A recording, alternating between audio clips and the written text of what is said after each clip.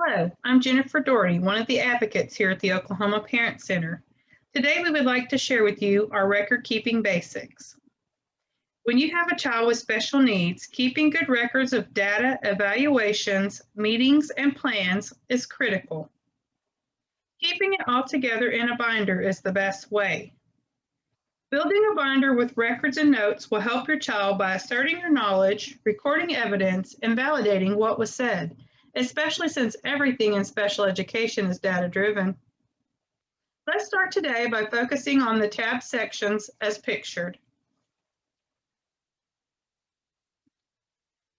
As you can see, Section 1 contains special education programs and progress reports. This section is used for your child's current individualized education plan known as the IEP. Use this section for your child's progress reports throughout the current year. Section 2 contains current school evaluations. This report may be an initial evaluation if your child has recently become eligible for special education services, or the report may be a reevaluation if your child is already in special education. The report in this file may be brand new or up to 3 years old, depending on when it was done, but must be reevaluated at least once every 3 years. Next, in Section 3, we talk about parent involvement. This section is used when you have questions or issues to discuss.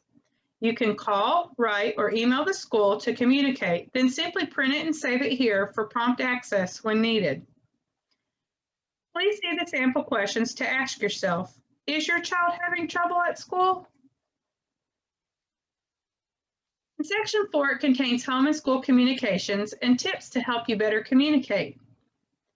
The key to effective communication is preparation and willingness to be actively involved in the planning of your child's educational program.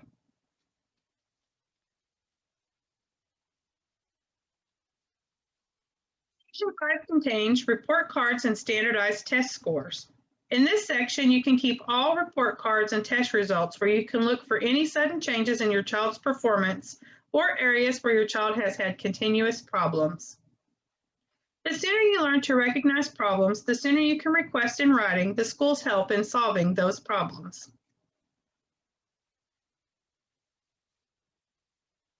Section 6 contains other important records such as student handbook, attendance records, health, behavioral, and discipline.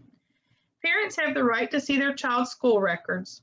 This remains the case unless the school has given a divorce decree or other legal documents that specifically takes away these rights.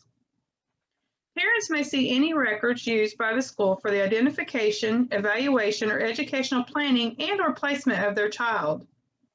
The school district must give parents the opportunity to look at all of their child's educational records if the parent makes the request in writing. The rights regarding school records transfers to the student at age 18, unless they are under guardianship. Parents, however, may see school records as long as they claim their child as a dependent on their income tax returns. In Section 7 is awards and schoolwork. Keeping your child's awards and samples of his or her work can help you track your child's progress. It shows your child that school and work that is done there is important to your family. I would also suggest putting a picture of your child in the front sleeve of the binder cover, because too often adults talk about what they can and cannot do and forget that there is a child at the center of their debate. A picture is a tangible reminder of why you are meeting. Section 8 provides you a place where you find resources that work for you and your family. You can add them to this section for easy reference at a later date and time. Record keeping isn't fun for most of us, but it's something that can truly help our children. A binder is the simplest to work with and has visual impacts at meetings. We hope this helps you to create one for your child.